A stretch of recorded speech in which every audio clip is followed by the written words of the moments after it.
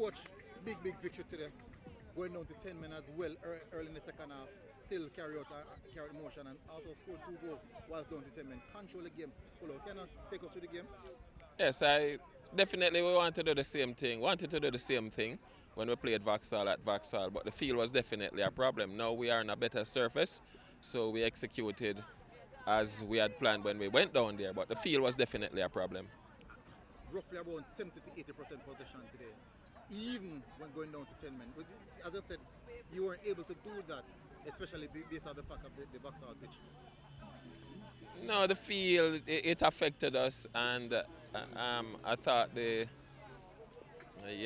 external things outside of that we had some external problems also that did affect us. But coming back here immediately after that game, I told the team the next game will be at home against the same opponents, and we'll show them what Jamaica College is made up of.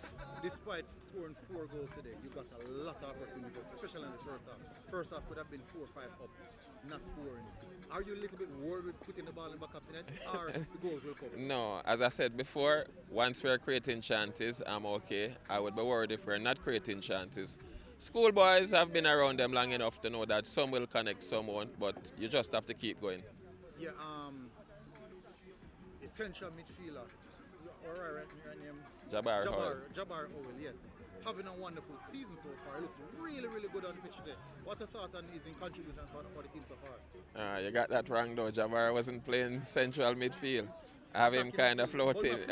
Yeah, we have him kind of floating. Yes, that's it. That's how we have transitioned him into basically 8, 7, 6, everywhere. 10. He's all 10. He's always sometimes. His link-up play with Jamon Lyle is really extraordinary. What is the relationship between the two players? Very good. And as I told you before, Lyle has been always around the team. Don't watch what you saw in the media. Lyle has always been around the team. All right, Coach. Big result, big performance. Congrats and all the best. Thank you very much.